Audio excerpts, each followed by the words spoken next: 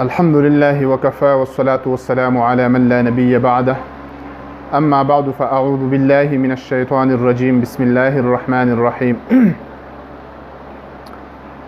يا أيها الذين آمنوا اتقوا الله وقولوا قولا سديدا يصلح لكم أعمالكم ويغفر لكم ذنوبكم ومن يطع الله ورسوله فقد فاز فوزا عظيما آمنت بالله صدق الله مولانا العظيم. معزز و محترم سامعین و ناظرین، زما دا نننۍ ویډیو زمونږ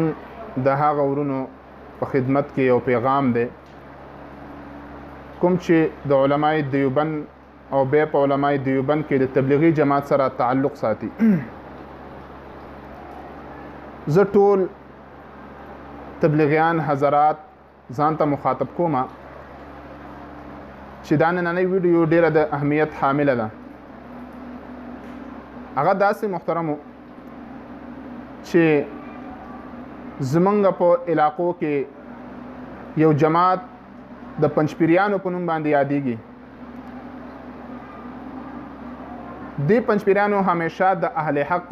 مخالفت کړی دی او په اهل حقو کې همیشه د دوی اولین حمله دا په علماء دیوبند کې په تبلیغي جماعت باندې وي. لیکن بعض هغه مفتریان،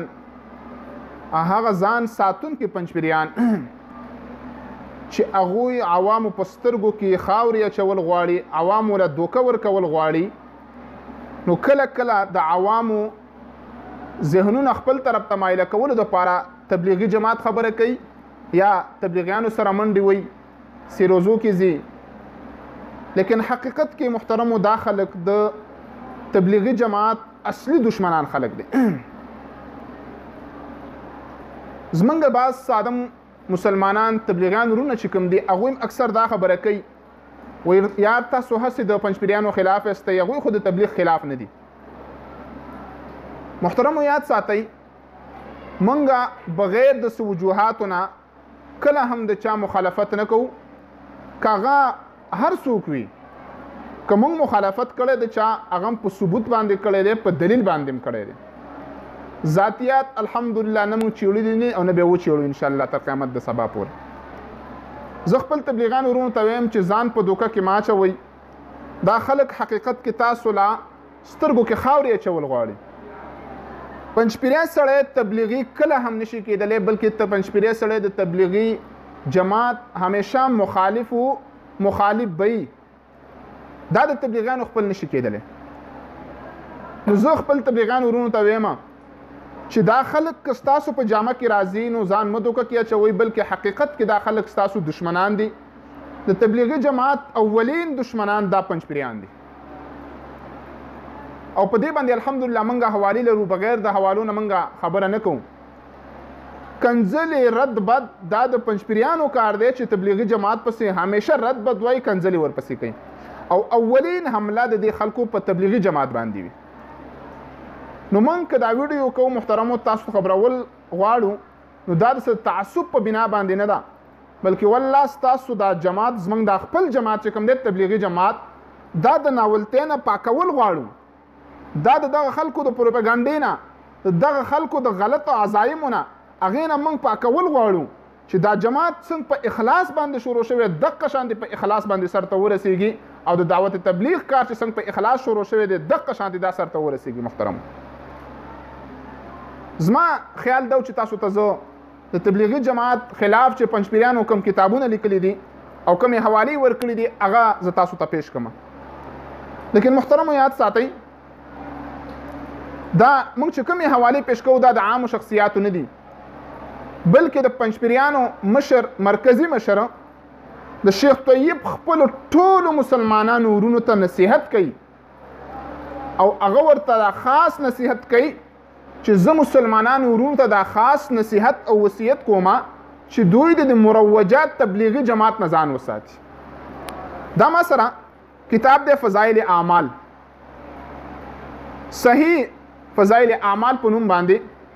دا د یو وابي کتاب دی، وابي لیکلی دی، ترجمه او تحقیق او دا تخریج چې کوم کړی دا وابي کړی دی. دغه وابي دا کتاب د پنځپیریانو مشر شیخ طیب لوړي او هغه ته وایي چې حضرت د دې کتاب تصدیق وکاته دا ووایه چې دا کتاب تاسو صحیح لیکلی غلط نه دی دا ټیک دی. شیخ طیب د وابینو په یو کتاب باندې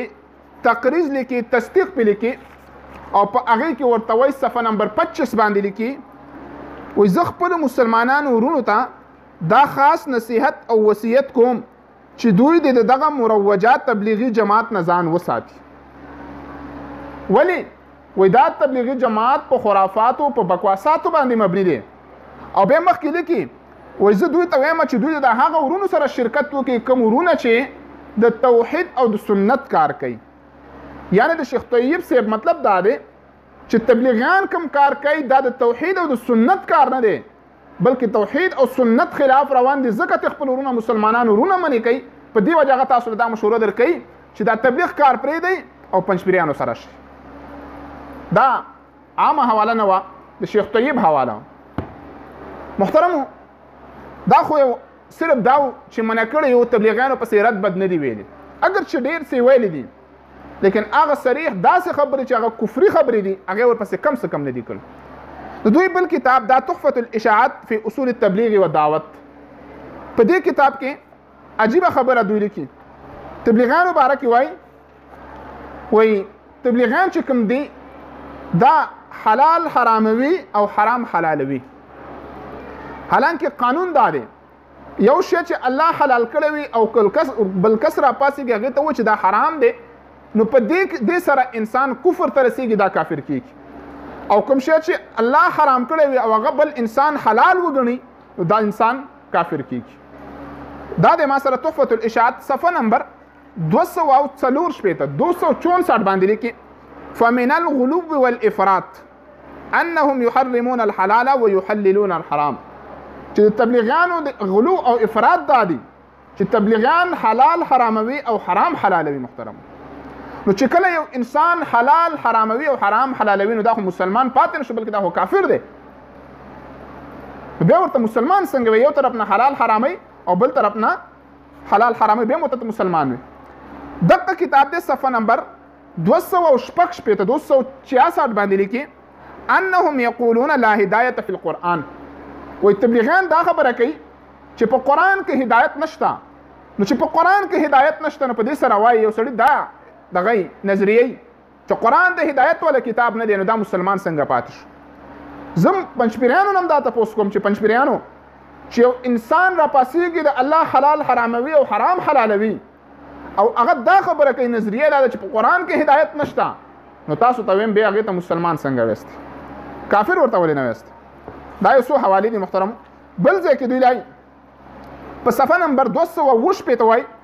یخادعون الناس الا حاجة الى دروس القرآن. وایي تبلیغیان خلکو له دوکه ورکوي چې د قرآن د قرآن درسونو ته هېڅ قسم حاجت نشته دی دې ته ضرورت نشته دی بلکې څه کار پکار دی تبلیغ دعوت تبلیغ له وتل پکار دی. وایي په قرآن کې هېڅ قسم ضرورت دې ته نشته دی. او عجیبه خبره دا ده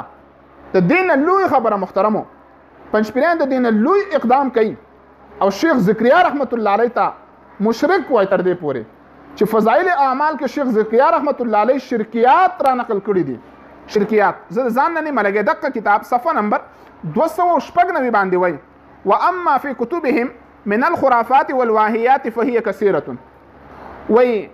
د تبلیغیانو په کتابونو کې خو ډېر خرافات واهیات او بکواسات شته ډېر زیات دي لكن نذكر بعضها التي يشم منها رائحة الشرك. وایي زه بعض هغه ذکر کومه چې د هغې نه د شرک بوی را روان دی. یعنی د مشرکانو د تبلیغیانو عقایدو او د هغوی په کتابونو کې داسې خبرې دي چې د هغې نه د شرک بوی راځي. نو چې کله د شرک بوی راځي نو تبلیغي سره مسلمان پاتې شو که مشرک شو؟ دا خو مشرک شو. نو د دوی په نسبت باندې شیخ ذکریا رحمت الله علیه نعوذ بالله مشرک دی. تبلیغیان مشرکین دي او دوی دا خبره کوي چې دوی د الله صفتونه مخلوق له ورکوي او د الله صفت خو مخلوق له ورکول دا خو شرک دی. بهرحال محترمو دا د دوی هغه کتاب دی چې کوم دوی صرف او صرف لیکلی دی د تبلیغ خلاف تبلیغي جماعت خلاف لیکلی دی او دې ته عجیب خبرې کوي. لیکن بل ځای کې یو لیکي یو عجیبه خبره لیکي وایي تبلیغیان خلک جهنم ته راغواړي خلک جهنم ته رابلي حالانکه ټولو مسلمانانو ورونو ته دا پته ده چې تبلیغي سړي کار صرف دا دی ښه کارونه به پخپله کوو نور به هم ښو ته رابلو بد به پخپله هم نه کوو نور به هم د بدو نه منې کوو او دا خلک وایي پنجپیریان وایي چې تبلیغیان خلک نه د مسلمانۍ نه راولي شرک طرف ته راولي دا صفحه نمبر 304 باندې وایي انظر یا ایها الاخوان الى ما فيها من الزلات والخذلان وسوق الناس الى النيران وایي دا خلک جهنم طرف ته راولي ور طرف ته خلک رابلي محترم او د دې نه مخکې د شیخ ذکریا رحمت الله علیه د کتاب فضائل صدقات نه یو واقع نقل کوي او دا واقع نه وروسته وایي انا لله وانا الیه راجعون یا ایها الاخوان فاسمعوا الى هذه الهفوات والخرافات وایي ورونو دې پګواساتو ته او دې خرافاتو ته لږ وک کېدی ابې لیکي ما الفرق بينهم وبين اهل التناسخ والثانويه وهل هذا الا دين النصارى واليهود الله اکبر استغفر الله وایي د دې خلکو په منځ کې او د بت پرستو په منځ کې د دې خلکو په منځ کې او د هندوانو په منځ کې څه فرق دی وایي هېڅ فرق نشته دی او وایي دا دین نه دی مګر د یهودیانو او د نصاراو دین دی د دین هم لویه فتوا لګولی کېدی شي چې تبلیغي جماعت کم کار کوي دا د یهود او د نصاراو کار دی دا د یهود او د نصاراو دین دی نو چې دومره یو سړی دغه وکړي محترمو دا یو څو حوالې وي مختصر کې په دې کې ډېر څه لیکلي دي ډېر بکواسات په دې کتاب کې لیکل شوي دي تحفة الاشاعات فی اصول التبلیغ والدعوه ټولو هغه تبلیغیانو وروڼو ته زه دا پیغام ورکول غواړم چې محترمو د دې خلکو په دوکو کې مه راځئ د دې خلکو په ځان سره په شرکت کې د شرکت په وجه باندې په دوکو کې مه راځئ چې دا خلک موږ سره ولاړ دي والله که دوی دقه مقصد وي کوم چې ستاسو مقصد دی صرف او صرف خپل هغه غلیظ عقاید ګنده عقاید ستاسو په جامه کې خورول غواړي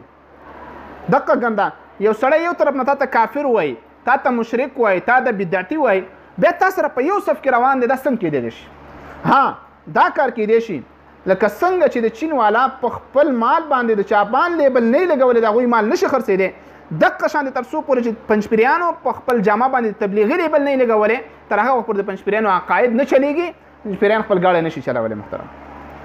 او دا هم درته وایم تاسو ته انشاءالله درخم پنجپیریان تاسو ته وایي پنجپیریان وایي قولا دا خو د دوی تحریراتو د پنجپیریانو قولا د هغوی قول هم دا دی چې تبلیغیان اصلي دشمنان د قرآن دا تبلیغیان دي او وایي دا د ټولو نه لوی خنزیران تبلیغیان دي او محترمو د دوی مشر مناظر چې کوم دی مو خضر حیات صاحب هغه وایي تبلیغیانو د قرآن رایوڼ نه قرآن ویستلی دی وایي دا ډېر لوی ظلم کړی دی او په آخر کې وایي قرآن درس د قرآن په دغه کې شروع کوي په رایوڼ کې ګینې ورځ په قیامت به نه دا لوټې تاسو د الله نه خلاصې کړي او نه ستاسو دا پیل چټونه وایي ستاسو دا پیل چټونه به تاسو د الله نه نه خلاصولی دومره ګستاخیانې دومره بېادبیانې چې هغه کومې خبرې کړي دي محترم او محترمو دا خو د دوی هغه کسانو چې د تبلیغ خلاف وو بلکې د دوی خپل کور کسان په دې خبره ګواهي ورکوي چې پنجپیریان را پاسېږي او تبلیغیانو ته کافر وایي یعنې مفتي منیر شاکر تاسو ته په خپله اقرار کوي هغه ګواهي ورکوي چې دا خلک الیاس رحمت الله علیه ته حاجي عبدالوهاب صاحب ته کافر او مشرک وایي او محترمو زه په آخر کې تاسو نه بیا دا ګزارش کوم چې دې خلکو په دوکو کې مه راځئ یو سړی دې دا نه وایي چې دا د دوی په کتابونو کې مخکې نه غلطۍ شوې وي او مخکیني علماو لیکلي دي اوسنی نه لیکي نه دا یوه نوې جاخه لیکلی شوې ده نفی سماع انبیاء و اموات یعنی انبیاء کرام اور مردے نہیں سنتے د باجوړ نه یو کتاب لیکل شوی دی د دې لیکونکی دی ابو احمد مولانا جمشید دا دی او دا په خپل کتاب صفحه نمبر 540 کې وایي حضرت مولانا ذکریا رحمت الله علیه چې د فضائل اعمال مصنف دی هغه باره کې لیکي وایي مولانا محمد ذکریا صاحب رحمت الله علیه سے بھی کئی غلطیاں ہوئی ہے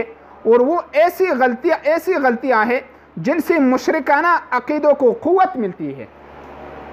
اب ټول وروسته د فضائل درود دا ټول واقعات ذکر کوي او په هغې باندې فضائل درود وغیره دا ټول واقعات ذکر کوي او د دې نه دا ثابتول غواړي چې شیخ ذکریا رحمت الله علیه مشرکانه عقیدې لیکلي دي او د دې عقیدو په وجه باندې د دې خبرو په وجه باندې مشرکانو ته قوت ملاویږي د مشرکانو عقیدو ته قوت ملاویږي نو چې د یو سړي نظریه دی چې د تبلیغیانو د مشن نه تبلیغیانو د کتابونو نه خلق شرک کې مبتلا کېږي نو بیا وایي محترمو تبلیغیانو ورونو ته دا درخواست کوم چې تاسو خلک شرک طرف ته رابلئ که نه خلک د شرک نه منې کوئ شرک نه راوباسئ توحید ته طرف ته رابلئ یو سړی تاسو په صف کې ځان ته پنځپیری وایي بل طرف ته هغه ته مشرک وایي ستا عقیده مشرکانه ثابتوي ستا عقیدې ته مشرکانه عقیده وایي ستا مشر ته مشرک وایي شیخ زکریا رحمت الله علیه د دې خلکو نه دی معاف دې خلکو نه دی بچ شوی نو دا کسان څنګه تبلیغیان کېدلی شي او د تبلیغیانو همنوا څنګه کېدلی شي محترمو زما ټولو تبلیغیانو ته بیا په اخره کې گزارش دی چې محترمو د دې فتنې نه ځان وساتئ دې فتنې نه ځان بچ کړئ دا خو تبلیغي جماعت د علماء دیوبند یو شاخ دی د علماء دیوبند لاسونه د دې خلکو په سرونو باندې دي او دې سړی صرف په تبلیغي جماعت باندې رد نه دی کړی بلکې دا همدقه سړی دی بلکې لیکي چې د علماء دیوبند عقاید مشرکانه او کفري عقاید دي دا لیکي په صفحه نمبر 539 541 کې لیکي اب آخر میں علماء دیوبند کی چند باتیں وہ نقل کر دیتا ہوں جن سے لوگ کفر اور شرک میں مبتلا ہو سکتے ہیں اب مخ کی عجیب خبر لیکي وای دا چند باتیں مې ځکه ویلې چې د علماء دیوبند دومره کفري عقاید دي دومره کفري خبرې دي دومره شرکي خبرې دي که زه ټول لیکل شروع کما نو دا کتاب به پورا دا غنه صرف ډک شي اور چند باتیں اس لیے کہہ دی کہ اگر علماء دیوبند کی ساری کتابوں سے وہ کفر اور شرک کے پھیلنے والی باتیں میں نقل کرنا شروع کر دوں تو پھر صرف انہی سے یہ کتاب بھر جائے گی محترمو دا هغه کسان دي چې کم ځان ته وایي موږ په تبلیغ منو تبلیغ لزو تبلیغي کارم کوو دا صرف او صرف والله ستاسو د یېرې نه تبلیغ له منډې وایي قسم دی دا د الله د یېرې نه نه ځي د الله رضا دپاره نه ځي خپل عقاید خورولو دپاره روان دي خپل عقاید خورولو دپاره دا خلک ځي خپل مشن خورول غواړي محترمو ها بعض پنځپیریان به دا خبره کوي و یاره ستاسو هم ډېر کسانو چې دي د تبلیغ خلاف کتابونه لیکلي دي نو محترمو خبره واورئ ګوره یو ماشوم کور خلک وي د ماشوم د کور خلک وي ماشوم نه کله کله غلطي وشي دا د کور کله تره ووایي کله پلار ووایي کله نیکه ووایي ټول څپېړه وایي کله ورته غوسه شي د دې والو مقصد څه دا انسان لارې راوستل د اصلاح کول دي لیکن دا د کور خلک کله هم دا خپل ماشوم بار خلکو ته نه پرېږدي چې هغه په لاس پورې کړي او دا وهل شروع کړي دقه شانتې محترمو که زمونږ کوم مشرانو د تبلیغي جماعت کې په یو شخصیت باندې خبره کړې ده نو اول نمبر خبره خدا ده چې زمونږ مشرانو په شخصیاتو باندې خبره کړي هغه به هغه شخصیت باندې خبره په تبلیغي جماعت باندې خبره نه ده او دویم نمبر که بالفرض والمحال زمونږ مشرانو خبره کړې وي نو د هغه خبرې مقصد صرف او صرف اصلاح ده په دوی کې فساد نشته او دا خلک من حیث الجماعت تبلیغي جماعت ته مشرکان وای بدعتیان وای کافران ورته وای محترمو د دې خلکو نه ځان وساتئ ځان او خیر کوي د دې خلکو په دوکو باندې مه راځئ الله رب العزت دې زمونږ او خصوصا د تبلیغي جماعت والا حفاظت وکړي د هر قسم فتنې نه الله رب العزت محفوظ وساتي واخر دعوانا ان الحمد لله رب العالمين